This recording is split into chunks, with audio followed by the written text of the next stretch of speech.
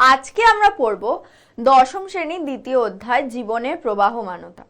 এই অধ্যায়ের প্রথম অংশে রয়েছে কোষ বিভাজন ও কোষ চক্র। এখন প্রথমে কোষ বিভাজনের অংশটাই পড়ব।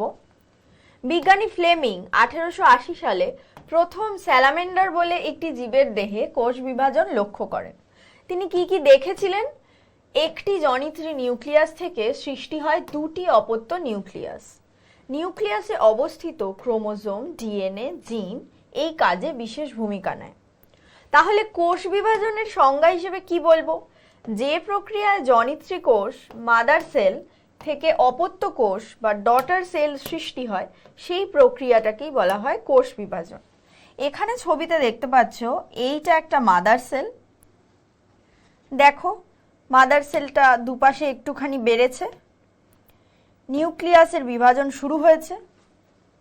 এই ছবিতে দেখো দুটো ছোট ছোট নিউক্লিয়াস তৈরি হয়েছে। এই ছবিতে দেখো মাদার সেল যেটা ছিল সেটা মাঝখান থেকে ক্লিভেজ পদ্ধতিতে দুপাশে চলে যাচ্ছে, দুটো আলাদা সেল তৈরি হচ্ছে। ফাইনালি দুটো আলাদা সেল তার সাথে দুটো আলাদা নিউক্লিয়াস নিয়ে দুটো অপত্য সেল বা দুটো অপত্য কোষ তৈরি হয়েছে। তাহলে এই দিকে যে দুটো রয়েছে তারা হচ্ছে অপত্য কোষ, আর এই দিকে রয়েছে মাদার সেল বা জনিত্রী কোষ।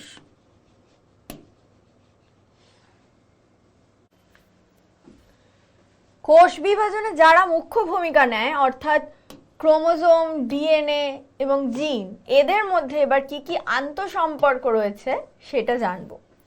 প্রথমে ক্রোমোজোম সম্পর্কে পড়াশোনা করতে হবে। বিজ্ঞানী ওয়াল্ডেয়ার প্রথম এই ক্রোমোজোম নামটি প্রবর্তন করেন। ক্রোমোজোমের একটা সংজ্ঞা দেয়া রয়েছে এখানে, সেটা ছোট ছোট করে পড়ে বলছি।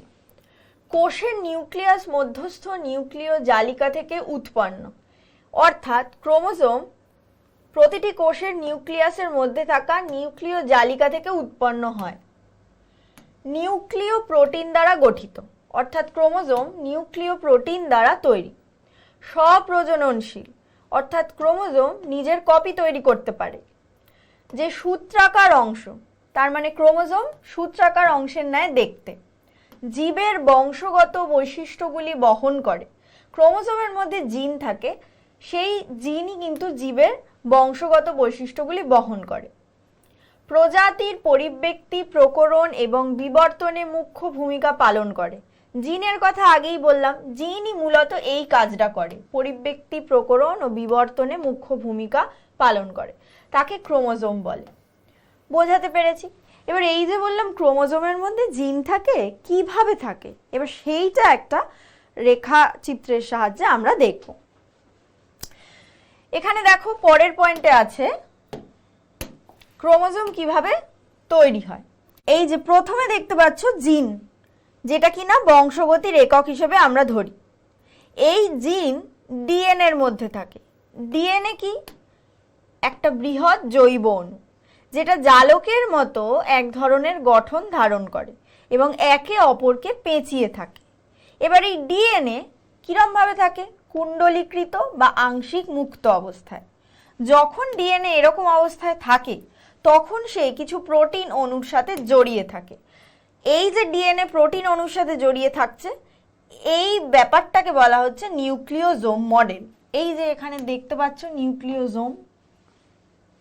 এরপর ঘনীভূত কুণ্ডলীকৃত অবস্থা আরো বেশি করে কুণ্ডলীকরণ হয়, অর্থাৎ এই নিউক্লিওজোম ছাড়া ছাড়া অবস্থায় এখানে রয়েছে দেখতে পাচ্ছ, এরা আরো কাছাকাছি এসে আরো কুণ্ডলীকৃত বা কুণ্ডলীকরণ অবস্থার সৃষ্টি করে।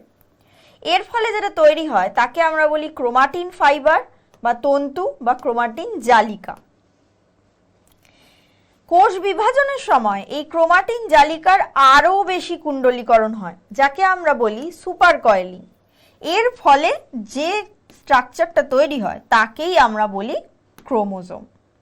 এই ক্রোমোজোম দুটো ক্রোমাটিড যুক্ত হয়, যা কিনা সেন্ট্রোমিয়ার দ্বারা পরস্পরের সাথে যুক্ত থাকে। এই ছবিটা ভালো করে তাকালে বুঝবে। এই যে দেখতে পাচ্ছ, এটা একটা ডিএনএ ছবি। এবার এই যে ডিএনএর এই ছোট ছোট অংশ, এগুলোকেই আমরা জিন বলবো। এবার ডিএনএ যখন এই যে প্রোটিন অণুগুলোর সাথে যুক্ত হয়ে নিউক্লিওজোম মডেল তৈরি করেছে, সেই নিউক্লিওজোম মডেলগুলো এখানে পরিষ্কার রয়েছে, অনেকগুলোই দেখানো। এবার এই মডেলগুলো যখন পাশাপাশি ভীষণ কাছাকাছি আসছে তখন কুণ্ডলীকরণ হচ্ছে। সেই কুণ্ডলীকরণ অবস্থাটাকে আমরা বলছি ক্রোমাটিন তন্তু। এই ক্রোমাটিন তন্তুর কুণ্ডলীকরণ অবস্থা থেকে যখন আরও বেশিভাবে কুণ্ডলীকরণ হচ্ছে তখন যে গঠনটা তৈরি হচ্ছে তাকেই আমরা বলছি ক্রোমোজোম। এই ক্রোমোজোমে দেখো দুটো ক্রোমাটিড রয়েছে। এই দুটো ক্রোমাটিড মাঝখানে সেন্ট্রোমিয়ার দিয়ে একে অপরের সাথে যুক্ত থাকছে। এবার আমরা পড়ব জিন কোথায় থাকে। ক্রোমোজোম, ডিএনএ আর জিনের আন্তঃসম্পর্ক এতক্ষণ পড়েছি। এবার আরো একটু ভালো করে জিন সম্পর্কে পড়ে নিই। ডিএনএর যে নির্দিষ্ট অংশ নির্দিষ্ট প্রোটিন সংশ্লেষের সংকেত বহন করে, যা শেষ পর্যন্ত জীবের নানা চরিত্রের প্রকাশে সাহায্য করে, তাকে জিন বলে। জিনের সংজ্ঞাটা এখানে ভালো করে রয়েছে। তা অর্থাৎ এই কথাটা থেকে কি বুঝতে পারলাম? ডিএনএরই কিন্তু বিশেষ অংশকে আমরা জিন বলে থাকি। জিনের কয়েকটা বৈশিষ্ট্য আছে যেটা এখানে বলেছি পরে। বংশগত বৈশিষ্ট্যের নিয়ন্ত্রক, ধারক ও বাহক হিসেবে জিনকে আমরা বলতে পারি। ক্রোমোজোমের জিন একটি অবিচ্ছেদ্য অংশ, কারণ ক্রোমোজোমের মধ্যেই ডিএনএ, সেখানেই ডিএনএর মধ্যেই জিন।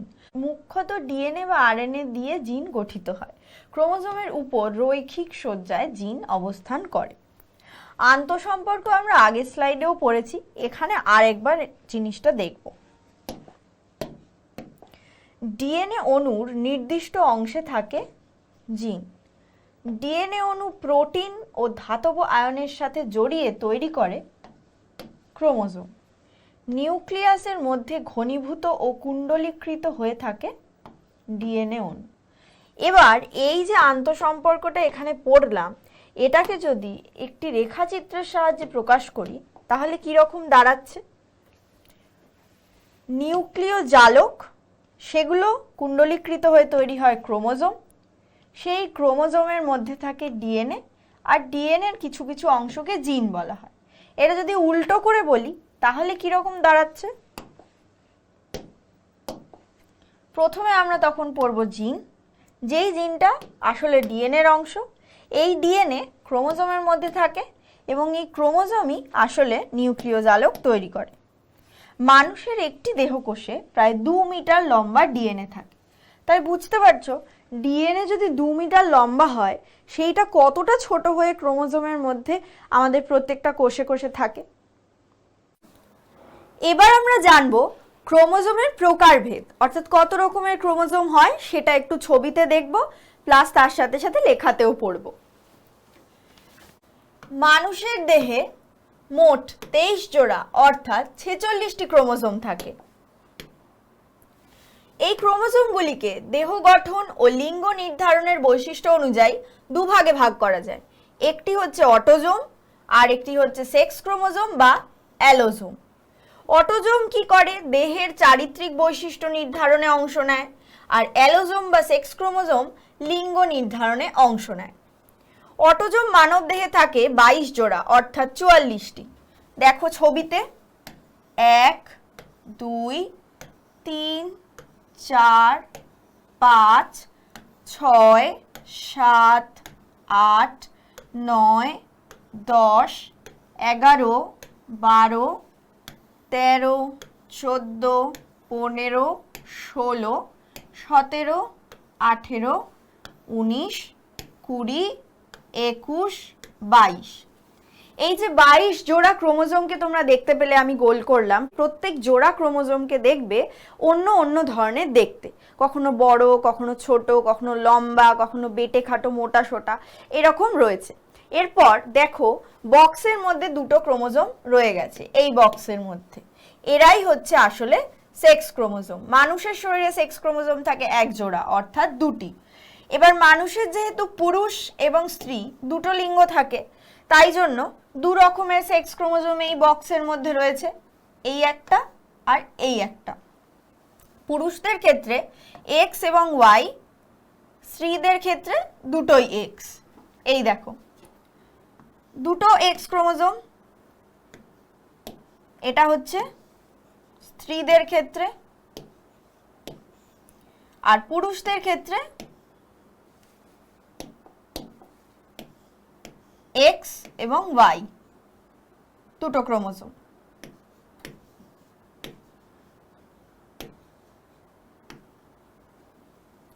এ দেখো এক্স ক্রোমোজোমটা যতটা লম্বা ওয়াই ক্রোমোজোমটা কিন্তু ততটা লম্বা নয়।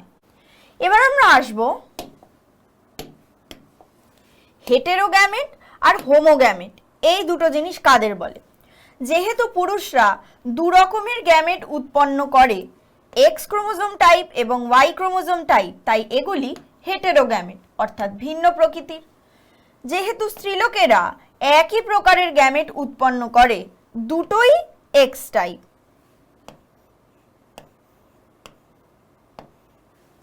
তাই এগুলিকে হোমোগ্যামেট বলা হয়, যারা কিনা সমপ্রকৃতির। এরপর আমরা পড়ব ক্রোমোজোমের সংখ্যা। কোন প্রাণীতে কত ক্রোমোজোম সংখ্যা থাকে সেটা সম্পর্কে একটা ধারণা আমাদের এখন দরকার। প্রথমে জেনে নিই,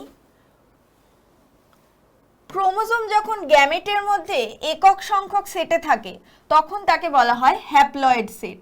এই হ্যাপ্লয়েড সেট এন সংকেত দ্বারা দেখানো হয়।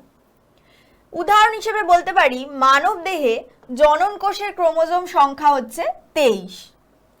ক্রোমোজোম যখন দেহকোষের মধ্যে দুটি একক সংখ্যক সেটে থাকে তখন তাকে বলা হয় ডিপ্লয়েড সেট। এই ডিপ্লয়েড সেটের সংকেত হিসেবে আমরা 2n কে বলতে পারি। উদাহরণ হিসেবে কি বলবো, মানব দেহে দেহকোষের ক্রোমোজোম সংখ্যা 46। একটি নির্দিষ্ট প্রজাতির ক্রোমোজোম সংখ্যা সব সময় ধ্রুবক থাকে, আগের প্রজন্ম হোক বা পরের প্রজন্ম, প্রতি প্রজন্মে কিন্তু ক্রোমোজোম সংখ্যা ধ্রুবক থাকে। এর জন্য আমরা দু ধরনের কোষ বিভাজন পদ্ধতি অবলম্বন করে থাকি, মাইটোসিস এবং মিওসিস, যেগুলো আমরা পরে পড়ব। এখন আমরা জেনে নিই যে আরও কয়েকটি প্রাণী ও উদ্ভিদ রয়েছে, তাদের ক্রোমোজোম সংখ্যা কত।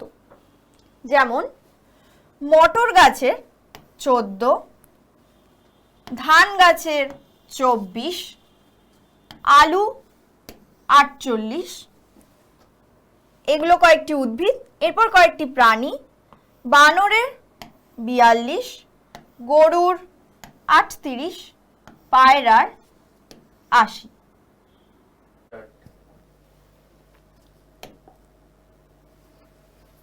এরপর আমরা পড়ব ক্রোমোজোমের গঠন। ক্রোমোজোমের গঠনে অনেকগুলো পয়েন্ট রয়েছে, এক এক করে আমরা সেগুলো জানবো, তার সাথে ছবি দেখব। প্রথম রয়েছে দেখো ক্রোমাটিড।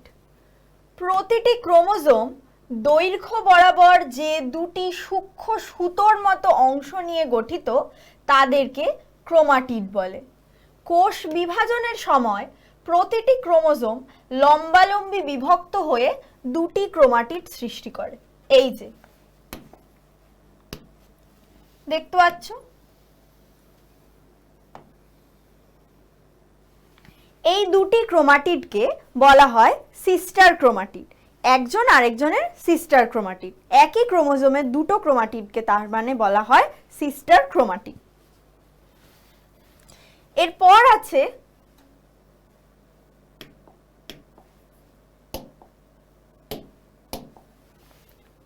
ক্রোমোনিমাটা। প্রতিটি ক্রোমোনিমা তন্তু কুণ্ডলীকৃত ও ঘনীভূত হয়ে মেটাফেজ দশায় এক একটি ক্রোমাটিড গঠন করে। এখানে বলে রাখি, ক্রোমোনিমা যে কথাটা লেখা আছে সেটা কিন্তু এক বচনে, আর দুটো ক্রোমোনিমাকে একসাথে বহু বচনে আমরা বলি ক্রোমোনিমাটা।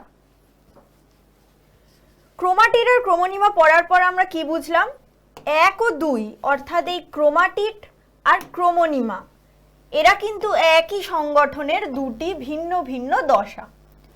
এই যে ক্রোমাটিড আগেই পড়েছি, এইখানে দেখো ক্রোমোনিমা, এই যে এরকম সুতোর মতো অংশ আরো কুণ্ডলীকৃত বা ঘনীভূত হয়ে ক্রোমাটিড তৈরি করে। এখানে দেখতে পাচ্ছ এই ছবিটাতেও ক্রোমাটিড সুন্দর করে বোঝানো রয়েছে। স্থানে স্থানে ক্রোমোনিমার রাসায়নিক পদার্থ অধিক ঘনত্বযুক্ত হয়, আর এই পুঁতির মতো অধিক ঘনত্বযুক্ত অংশগুলিকে বলা হয় ক্রোমোমিয়ার। এই দেখো দেখতে পাচ্ছ ছোট ছোট পুঁতির মতো অংশ রয়েছে।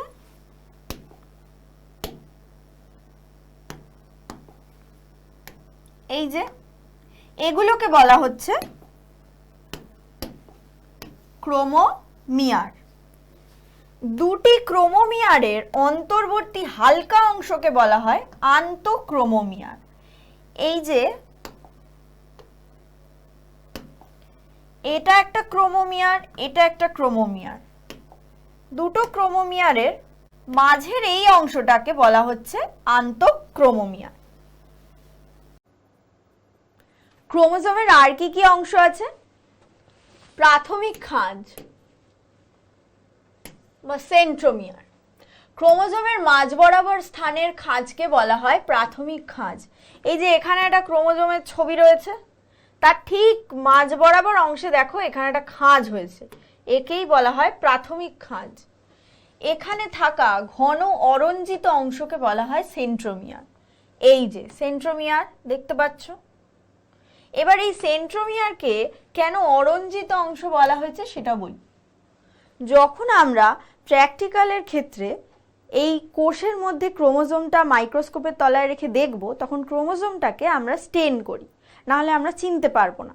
ক্রোমোজোমকে যখন স্টেন করি তখন দেখি ক্রোমোজোমের যে দুটো বাহু রয়েছে সেগুলো সব স্টেন হয়ে গেছে, কিন্তু মাঝখানের অংশটা সাদা ফাঁকা এরকম রং না নিয়ে থেকে যায়। তো ওই অংশে সেন্ট্রোমিয়ারটা থাকে এবং সেন্ট্রোমিয়ার কোনোভাবেই স্টেন হয় না। ক্রোমোজোমের যে সেন্ট্রোমিয়ার অংশ রয়েছে তার দুপাশের বাহুকে বলা হয় ক্রোমোজোম বাহু। অর্থাৎ এটা যদি সেন্ট্রোমিয়ার হয় তাহলে এই অংশ আর এই অংশ, এই দুটো হচ্ছে ক্রোমোজোমের বাহু। সেন্ট্রোমিয়ারের সাথে প্রোটিন নির্মিত একটি প্লেট সদৃশ্য অংশ যুক্ত থাকে দুদিকে, যেখানে 20টি করে মোট 40টি স্পিন্ডল অনুনালিকা থাকে। এই অংশকে বলা হয় কাইনেটোকোর। এই ছবিটার দিকে তাকাও, এই যে দেখতে পাচ্ছ কাইনেটোকোর। এই যে এটা যদি আমরা যদি এখানটা সেন্ট্রোমিয়ার ধরে নিই, তাহলে এই সেন্ট্রোমিয়ারের দুপাশে দেখো প্লেটের মতো সাদা সাদা দুটো অংশ রয়েছে, এটাকেই বলা হয় কাইনেটোকোর। আর এই কাইনেটোকোরে দেখো দুদিকে এরকম 20টা 20টা করে মোট 40টা স্পিন্ডল অনুনালিকা যুক্ত রয়েছে। আর কি কি অংশ রয়েছে? আরো 4টি অংশ রয়েছে ক্রোমোজোমের গঠনের মধ্যে, যেমন গৌণ খাঁজ। মুখ্য খাঁজ ছাড়া অপর যে কোনো খাঁজকে গৌণ খাঁজ বলে। মুখ্য খাঁজ মানে এখানে প্রাথমিক খাঁজ, এটা ছাড়াও আরেকটা এই অংশে একটা খাঁজ রয়েছে ক্রোমোজোমের, এটাকে আমরা বলবো গৌণ খাঁজ। এদিকেও রয়েছে একটা গৌণ খাঁজ, এই যে দেখতে পাচ্ছ। নিউক্লিওলার অর্গানাইজার রিজিয়ন অর্থাৎ NOR. N for nucleolar, O for organizer, R for region. গৌণ খাঁজের অপর নামই হচ্ছে নর রিজিয়ন। টেলোফেজ দশায় এই অঞ্চলের ডিএনএ নিউক্লিওলাস তৈরি করে। এই যে নিউক্লিওলাস তৈরি করেছে এই জায়গাটায়, আর এই হচ্ছে নর রিজিয়ন।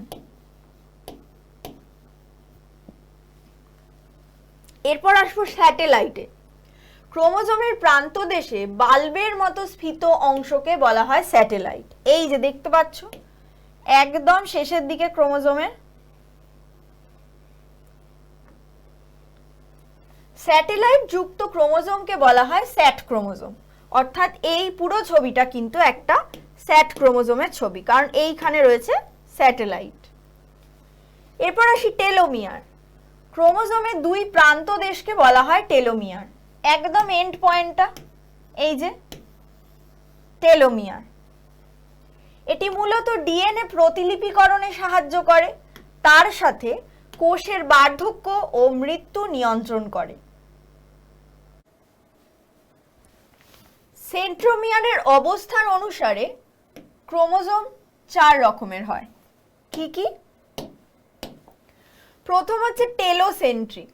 সেন্ট্রোমিয়ার ক্রোমোজোমের শেষ প্রান্তে থাকে। এই ছবিটা খেয়াল করো, এই যে এইটা যদি সেন্ট্রোমিয়ার হয় অর্থাৎ সি, এইটা পুরোটা ক্রোমোজোম, তার শেষ প্রান্তে কিন্তু রয়েছে। এরপর আসছে অ্যাক্রোসেন্ট্রিক। সেন্ট্রোমিয়ার ক্রোমোজোমের শেষ প্রান্তের নিকটে থাকে। বি ছবিটা খেয়াল করো, আগেই বলেছি এইটা হচ্ছে সেন্ট্রোমিয়ার, সি, এইটা হচ্ছে ক্রোমোজোমের শেষ প্রান্ত, তার কাছাকাছি রয়েছে, দেখতে পাচ্ছ। মেটাসেন্ট্রিক। সেন্ট্রোমিয়ার ক্রোমোজোমের মাঝখানে থাকে। ডি নম্বর ছবিটা খেয়াল করো, এই যে সেন্ট্রোমিয়ার সি, এই যে ক্রোমোজোম, তার কিন্তু ঠিক মাঝখানে রয়েছে। এরপর আসছে সাবমেটাসেন্ট্রিক।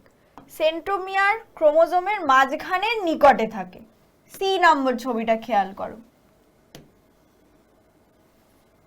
এইটা যদি ক্রোমোজোমের মাঝখান হয়, তার কাছাকাছি অঞ্চলে রয়েছে সেন্ট্রোমিয়ার, আর এইটা হচ্ছে ক্রোমোজোম। এরপর আসবো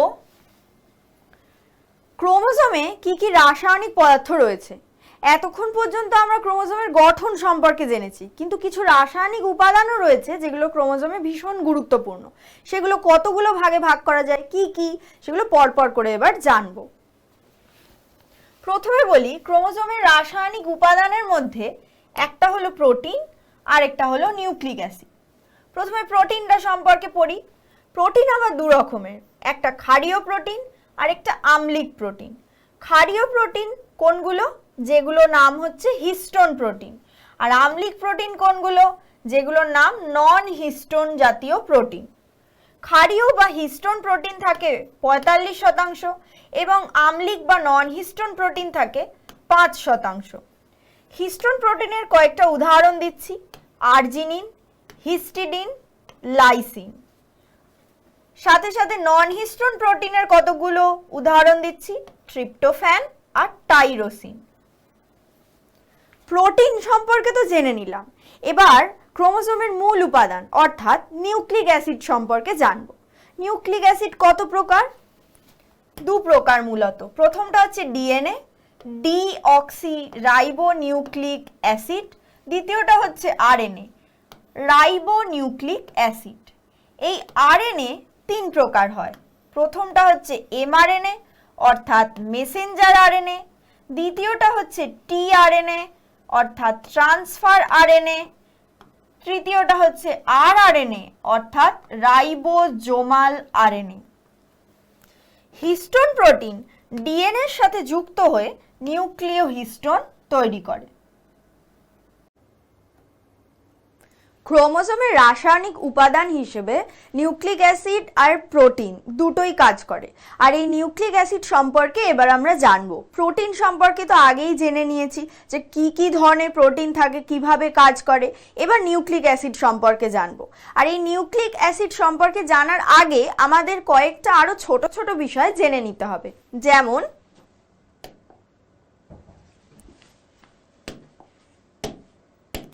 প্রথমেই আসি পেন্টোজ শর্করার কথায়। এটি দু রকমের, ডিএনএতে থাকে ডিঅক্সিরাইবোজ এবং আরএনএতে থাকে রাইবোজ। এরপর আসি নাইট্রোজেন বেসের কথায়, যেটি দু রকমের, পিউরিন এবং পিরিমিডিন। পিউরিন বেসের উদাহরণ হচ্ছে adenine, A, guanine, G. Pyrimidine বেসের উদাহরণ হচ্ছে uracil, U, cytosine, C, thymine, T. এবার একটা মজার ব্যাপার হলো, নাইট্রোজেন বেস এবং পেন্টোজ শর্করা দুটো জিনিসকে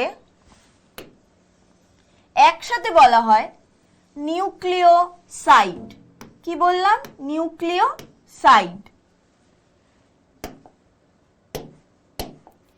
এবার এই নিউক্লিওসাইডের সাথে যদি ফসফরিক অ্যাসিড বা ফসফেট গ্রুপ পি যুক্ত হয়, তখন এই পুরো জিনিসটাকে বলা হয় নিউক্লিওটাইড। কি বললাম? নিউক্লিওটাইড। অর্থাৎ নিউক্লিওসাইড হচ্ছে যখন নাইট্রোজেন বেস আর পেন্টোজ শর্করা দুটো একসাথে থেকে একটা কোনো একক তৈরি করে। আর এই নিউক্লিওসাইড এককটার সঙ্গে যখন ফসফেট গ্রুপ বা ফসফরিক অ্যাসিড যুক্ত হয় তখন এই এককটাকে আমরা একসাথে বলি নিউক্লিওটাইড। এবার আমরা ডিএনএ আর আরএনএ সম্পর্কে জানবো। প্রথমেই আসি ডিএনএ এর কথায়। ডিএনএ এর পুরো নাম ডিঅক্সিরাইবোনিউক্লিক অ্যাসিড। বিজ্ঞানী ওয়াটসন ও ক্রিক 1953-তে ডিএনএ অণুর দ্বিতন্ত্রী নকশা প্রণয়ন করেন। এই যে দেখতে পাচ্ছ দ্বিতন্ত্রী নকশা, এই দিক দিয়ে একটা চলে গেছে আর এই দিক দিয়ে তার উপর আরেকটা পেঁচিয়ে গেছে। দ্বিতন্ত্রী কেন বলেছি বুঝেছো? নকশা অনুযায়ী আমরা কি জানি, বহু নিউক্লিওটাইড যুক্ত দুটো তন্ত্রী পরস্পরকে পেঁচিয়ে সিঁড়ির মতো আকার ধারণ করে, যেটা আমরা এই ছবিতে দেখতে পাচ্ছি। সিঁড়ির হাতল দুটি শর্করা অর্থাৎ পেন্টোজ সুগার ও ফসফরিক অ্যাসিড বা ফসফেট নিয়ে গঠিত। সিঁড়ির হাতল বলতে এইগুলোকে বলা হচ্ছে, এখানে দেখতে পাচ্ছ পি মানে ফসফেট গ্রুপ আর এস হচ্ছে ডিঅক্সিরাইবোজ শর্করা। দেখো হাতলে এইগুলোই রয়েছে, পি এস পি এস। এইটা হচ্ছে ফসফরিক গ্রুপ আর এইটা হচ্ছে শর্করা। এছাড়াও বেস হিসেবে থাকে 4টি নাইট্রোজেন যুক্ত জৈব অণু, যারা হচ্ছে এ, টি, জি এবং সি।